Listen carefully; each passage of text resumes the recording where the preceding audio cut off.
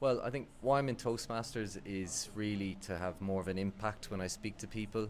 I found before I joined Toastmasters, I was landing on deaf ears with my communication because I wasn't having an impact really in what I was saying. I wasn't connecting with people. So I think that's the first point. And then talking about roles in the club, I've done a lot of evaluations more recently, and I'm trying to diversify and do the timekeeper role, because every role is important, right? It's not just about doing one role. So I'm really trying to make sure that I cover all bases. But the next stage now is to get really stuck into some speeches. Fantastic. And I know you're quite keen on doing some of the competition speeches this year. Yeah. What are you kind of intending there? Yeah, so last year I did well in the table topics, and I was very pleased with that. But this year I'd love to do really well in the international speech contest. That's a big aim for me, and I was very inspired by the speech in Dini, which was the winner of the 2022 Toastmasters international speech contest. I was very, very inspired by that. And yeah, I'd love to be up on that stage at some point. No, I myself included as well. And it's in the Bahamas next year, I think. Oh, yes. I think. Well, that's definitely an incentive Exactly. for Just to entering go to the the international speech competition. No, that's fantastic. Yeah. And I think the thing I was talking about today was about connecting with your audience, being a great speaker and finding a way to create tipping points where people actually think, wow. Yeah.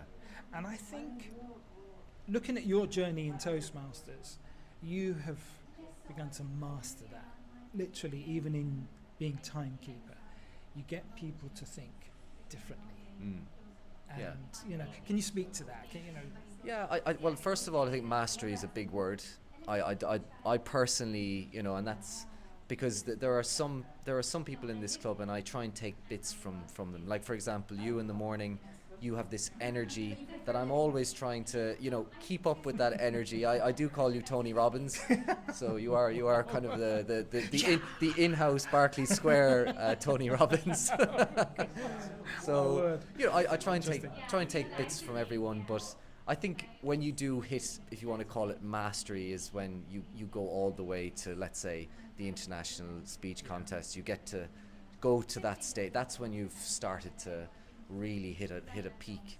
And I think competition is the real judge of whether you're getting to the next level. No, I totally agree. Competition, out of everything we do in Toastmasters, competition is the one that really pushes you to another level in your speaking. So I'd just like to thank you very much for Thank you, coming Tony. in front of Thank you, Tony.